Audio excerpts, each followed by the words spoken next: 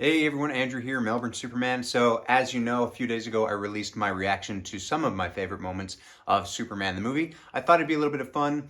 I found a new channel on YouTube called CinemaSins, and he just basically picks apart things that he sins in movies. So I found one that he's done on Superman. It's only about 5 minutes long, so I thought I'd react to it. It's just a little bit of fun. I'm not here to fight anybody's opinion. Everybody's opinion is their opinion.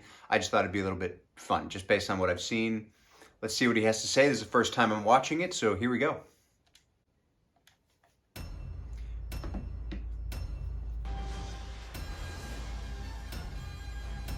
Spoilers.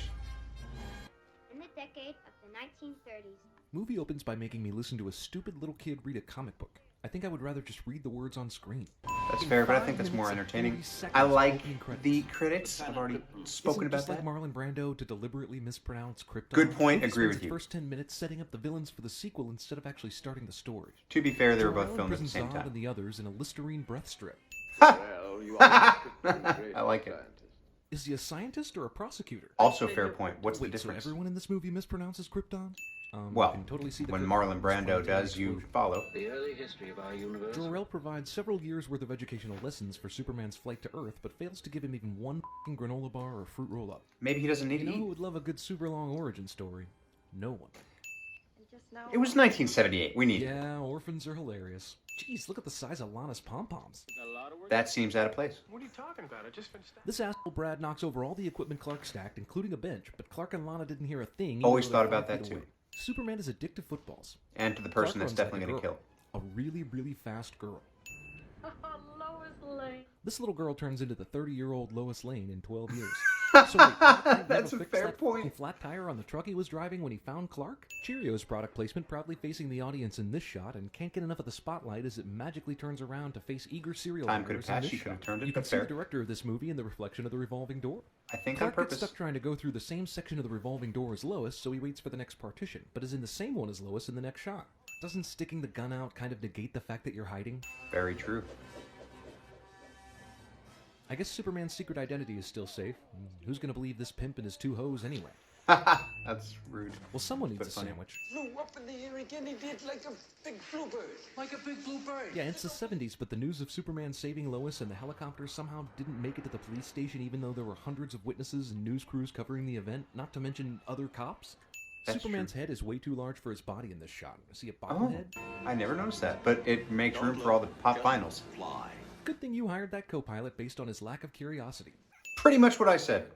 Ooh, this is the extended How cut. does this hologram thing work? Did Jor-El spend most of his time recording every possible answer to his son's questions? I think he's Does a dead smart Jor-El computer. just work like a way better version of Siri? That Oh, he flew all the way from Metropolis to New York City? Same place. Given the exact location of the galaxy that he mentions. Superman never told Lois where his galaxy was. That you know of. Planet Krypton But true. exploded and went into outer space. It is reasonable to assume that some of those particles of debris drifted to Earth. No, it's not. A Sure it is. meteorite found in Addis Ababa. Where does it say this meteorite came from Krypton? Also a good point. That is a pretty pretty large jump. Anyone from the planet Krypton, this substance is lethal. How do you know it's radioactive to people from Krypton? Who told you that? Well, if part of the sun came and touched me, I think it was pretty radioactive and harmful. Mount to mount. Yes, sir. The U.S. military, on an important rocket delivery schedule, decide there's time to sexually assault the supposedly dead or unconscious Eve. But she's one of the bad guys, and it's the 70s, so I guess it's okay. Fair. Absolutely everyone in this convoy has to run to talk to Lex Luthor, and not one person feels the need to guard or watch the rocket the entire time. Very good point. What? Lex Luthor's security camera super feed fast switched speed, from the that's angle of Superman implied. to a super close-up of the gun nozzle. Why does he even have a camera set up to record this? Why not? The military decides there's no need to recheck the coordinates of the rocket before it's launched. That's a good point. You, with your great speed, couldn't stop both of them. Lex says Superman can't possibly stop two missiles going in opposite directions and to two different coasts in time, and Superman seems to agree with him, which is odd when that whole going around the planet 100 times in a couple minutes thing comes up. Also a good point. So let's get this timeline straight, shall we? Lex, Otis, and Eve are in Colorado to sabotage the rocket while Lois and Jimmy Olsen are checking out a seemingly unrelated land fraud story. We're told that a meteorite was stolen from a museum in Addis Ababa the previous night, which we know Lex is responsible Ababa, for. bro. Then Lex talks to Superman through some dog-ear frequency, and he goes down to the underbelly of Metropolis, where Lex is waiting in order to expose Superman to the kryptonite. Lex and his bumbling henchmen have made the day-long flight from Ethiopia to Colorado by next morning, and from Colorado to New York, Metropolis, in like 2 minutes. Did a child draw the United States radar map? Somehow, Megatron is not What unleashed else? when the Hoover Dam is destroyed. Oh. There's a...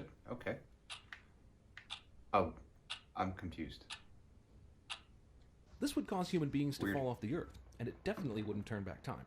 Superman takes Lex That's and Otis good. straight to jail That's without very due true. process. Also a good point. So he's in this movie 43. That's not so bad. Guild. Nice. So that was pretty fun. So obviously he brought up some points that I think a lot of Superman fans would probably talk about anyway. The thing about this guy is I think he genuinely does enjoy the movies that he likes. So that was a little bit of fun. It was a little bit of a lightning round for me. It's hard to keep up because he goes very fast. But, you know, got to keep up the faster than a speeding bullet kind of mentality. But there you go. So that's just a little bit of fun. My reaction to CinemaSins, everything wrong with Superman the movie in 5 minutes or less. Thank you so much for watching. I will catch you next time.